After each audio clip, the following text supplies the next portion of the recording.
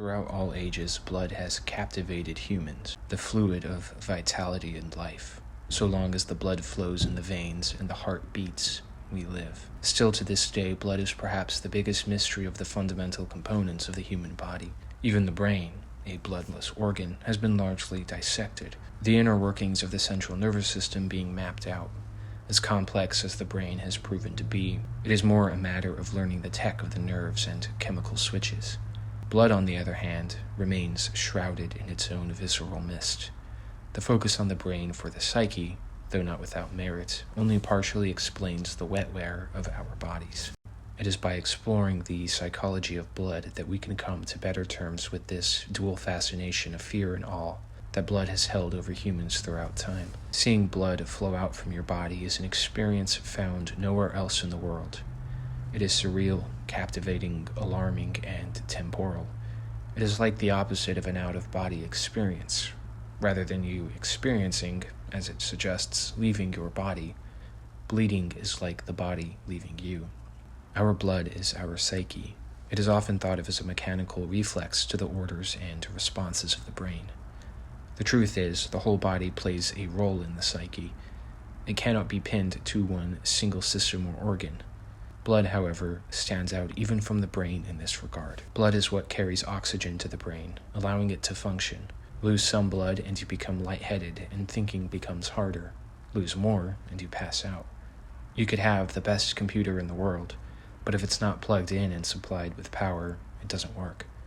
Blood is like that for us. Indeed, blood is a conductor of electricity and allows for our natural energy, often called bioelectricity, which is reminiscent of ancient chi or ki, to flow through our body.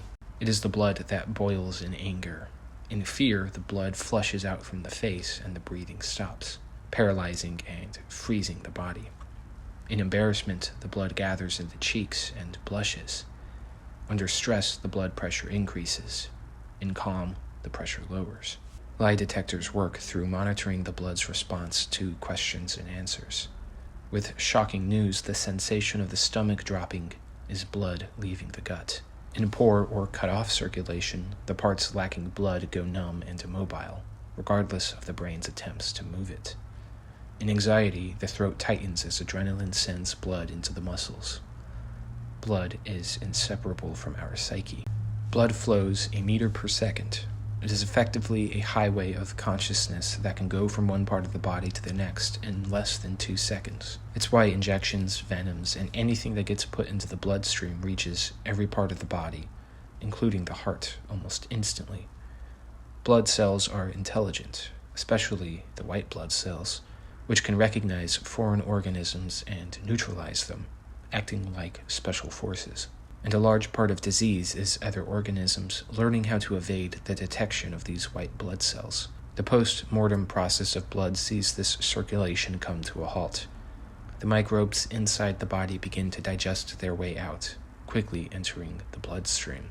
To better understand this psychology, we will dive into the lore of blood. In many ancient societies, drinking the blood of a slain animal would temporarily imbue the drinker with the abilities associated with that animal. A hawk would increase vision, a lion courage, a wolf speed, a bear strength. This often extended to fallen warriors as well. Members of a group would place their fingers in the blood of their comrade and lick the blood, allowing the warrior's spirit to live on through them. In some cases, this special ritual was extended to a great enemy who had proven his worth as an opponent. In the opposite end of this blood-spirit infusion are cultures that placed such an act under taboo, and they believed doing so would cause the drinker to be possessed by the spirit of the animal or warrior rather than as an enhancement. Still, other cultures never considered blood to have such abilities. There is no universal consistency, showing how diverse humans have treated, feared, and revered this sanguine fluid. But much like people today, blood is repulsive and gross to some, while others enjoy all the vampiric themes and gory movies. Blood was used in pacts, forming a lifelong bond by cutting the palm and shaking hands, or else blood was added to milk or wine and drunk as a toast, especially at a banquet between two empires forming an alliance. Sacrifices revolved around bloodletting, either over an altar or directly over the earth, letting the red liquid seep into the soil. Again, we see variance between cultures. Animal blood was preferred by some, while human blood was the mainstay for others. For the Aztecs, blood was the nourishment of the gods. To the Greeks and many other civilizations, every god had their own related animal sacrifice. Blood magic is pervasive in all cultures, as well as one of the strongest catalysts for sorcery and medicine. In fact, it was this very reason that witches were burned. The belief was that their magic was tainted by their blood, and the only way to truly destroy their power was to incinerate the blood. Blood magic sees even a few drops from someone as giving a witch or sorcerer power over their emotions through sympathetic magic. They can bewitch or curse them. A very common practice was to attend public executions and collect the blood from the beheading, usually on bits of cloth, for these ritual purposes. Of the Greeks, the blood of the gods was ichor. Such blood was toxic to humans, but would usually lead to the growth of special plants, like Adonis when he was killed by a boar, or Prometheus chained and pecked by an eagle for all eternity. His liver would bleed the ichor, and from it sprouted a magical herb. This special characteristic was sometimes afforded to heroes, such as Ajax, whose blood led to the growth of the hyacinth flower. The military lore of blood gives us terms such as bloodlust and bloodthirsty and blood feud. The Viking and Old English wergild was the blood money, a payment equivalent to the price of a loss of life. If monetary compensation wasn't given, the party at loss was justified in returning an equal death. For example, the son of one family is killed. Even if it's an accident, the family could take the life of their son in return. A brutal law, but it shows the extreme value of blood many societies held. Blood was lost, so an equal amount would be taken. Bloodlust describes the terrible need for violence. In many instances, this was associated with a warrior being under a battle frenzy, a state in which they reveled in the fight for the sake of slaughtering and no other reason. This phenomena is not only ubiquitous across the world, it is still notable in modern soldiers. Accompanying the battle frenzy and bloodlust is often the idea that some god or spirit of war possesses them, as if their blood becomes temporarily the blood of their culture's patron of war and death. Bloodthirsty is generally used for one who desires or is eager to shed blood, rather than being in the heat of battle, such as with bloodlust. Probably the most famous warrior civilization associated with bloodlust and drinking the blood of their enemies were the nomadic Scythians, who dominated the Eurasian steppe for hundreds of years.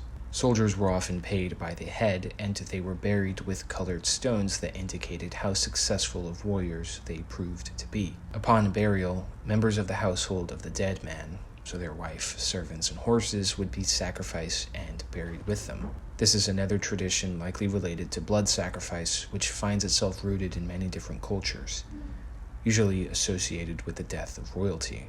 Along similar lines to the military lore is blood's ties to carnal acts and desires. Oftentimes, blood facilitates ecstasy rituals.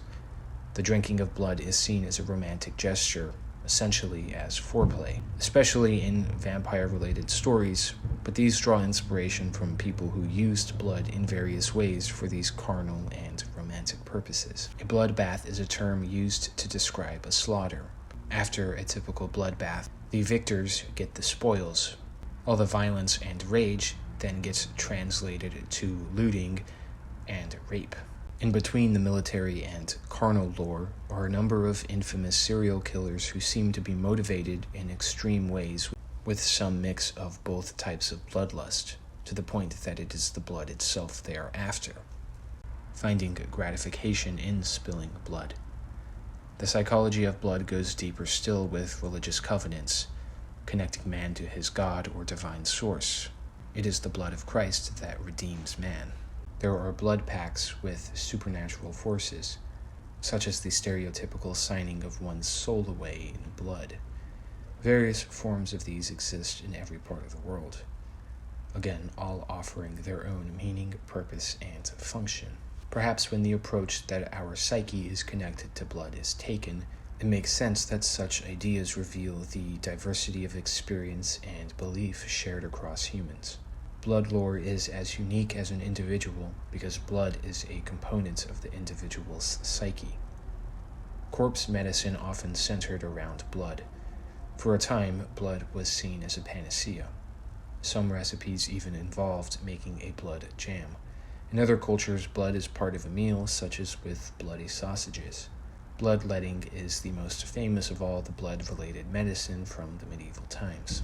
Today, so-called sanguinarians exist. These are separate from the modern vampire who consume recreationally as part of a scene or lifestyle. These sanguinarians only find relief in their health issues by consuming blood from a consenting friend, partner, or donor. Hematologists have studied these people and can find no explanation for why they seem to need blood. They don't appear anemic or dehydrated, which blood offers a lot of iron and electrolytes. So that is another mystery. And even if it's only psychosomatic, it merely furthers the idea of the powerful psychological abilities of blood. Human blood was used to strengthen buildings, forts, or temples, and in more extreme cases saw sacrificial victims walled into the very structure of these buildings. Menstrual blood was the most potent of magic blood sources, capable of great healing powers as well as destructive capabilities. In ancient Taoism, menstrual blood was called red yin juice, and it could confer long life and immortality. The blood of the goddess Isis gave divinity to pharaohs. It was seen as an ambrosia drink and may have been menstrual blood. So feared was menstrual blood in some cultures and religions that a woman could be banned from entering a church or temple for the duration of her menstruation. Other cultures saw menstruation as the most important time and a sacred sign of fertility. Once again, we see no consistency in the views and treatments of blood. Our current society has seen no shortage of blood lore as well. Blood type eating is based on ancestral diets and how they shaped blood types. Blood O is the oldest type and related to hunter-gatherer lifestyles and diets. Lots of animal protein, high-fat foods, and physical exercise. Dairy and grains are harder to digest for them, so it is a lean and active high-energy type. Type A is the agricultural diet, vegetables, grains, fruits. Strong immune systems, but a sensitive digestive system. In many ways, the expected opposite of Type O. Type B emerged shortly after A as pastoral nomads, such as those from the Mongolian steppe. Their diets were meat and cultured dairy, a balance of Type A and O, essentially. Type AB is the newest blood type to emerge, only about 1,000 years ago. As the name suggests, a mix of Type A and Type B, and the most complex type and rarest. The diet seems to be a random mix of all the food groups, and really depends on the individual more so than the other blood types, as well as being either positive or negative, having a big impact on the diet. Probably best thought of as a generalist diet, perhaps due to merging cultures and access to a variety of different foods, and having no consistent long-term diet. That is the broad theory of the blood type diets, and it is true that the blood genetics play a role in the microbiome as well. Blood type personality is a bit more controversial, but is popular in Japan. Of all the blood theories, and there are many more than this video can do justice, the most controversial comes from an entomologist and microbiologist of the mid-1900s named Gunther Enderlein. He was the spiritual successor to Beckhamp's terrain theory, the opposing view on microbial life that arose in contest of Pasteur's germ theory. Though the two perspectives are generally considered to have a lot of merit, Enderlein's extension of terrain theory is kept in the pseudoscientific label. Beckhamp laid the foundation for a concept called pleomorphism in his book Microzymas. Pleomorphism is the idea that all microbial life comes from a base cellular life form called a protist. These protists transform into microbes based on the conditions or fermentation going on in their environment, kind of like the stem cells for life itself, the organic equivalent to the atom, the building block of a molecule. In bad conditions, they develop into the pathogenic microbes we associate with disease. This theory has been compared to the phoenix, the Ouroboros, and spontaneous generation. Enderlein's research studied blood that was still living, otherwise known as live blood analysis. This method views blood as it is active, rather than a sample that is measured for various elements within a statistical range. Live blood analysis uses something called dark field microscopy, which can bring to focus details missed by other methods. What Enderlein supposedly discovered was these protids evolving before his eyes in a live blood sample, progressing from somatids to bacteria to fungi, and then on to more cancerous or other pathogenic organisms. It's a strange etiological perspective on life and disease, all stemming from the blood and organisms that arise from blood cells. It's considered a joke in the scientific community, but goes to show just how endless the theories of blood are, persisting even through the modern day. Blood seems to have a mind of its own, truly a mysterious psychological phenomena fascinating humans for all time. We are made up of all of our constituent parts. The watery red plasma in our veins finds itself magnetized and controlled by the moon, by magic, by microbes, by our mind, by chemicals and hormones, by violence and carnal desires, and likewise it can control all those aspects of life. To add one more idea to blood's long list of lore, the gods of blood are real, a psyche deity in its own right, an independent consciousness that flows in us and one day out of us. A liquid symbiont made of the elements of the earth that bring animation to our vessels, but is not bound to our agency. Any attempts to control blood through science or ritual leaves us equally exposed to its puppet master influence. The more one thinks and experiences blood, the more one is excited, stimulated, or in awe of it. They seek it out in a frenzy and worship the ecstasy it provides, or else recognizes the alien consciousness moving through them and retreats from all blood, lest the bloodlust pervades through their psyche. Summarized ever so succinctly as the war chant goes, blood for the blood god.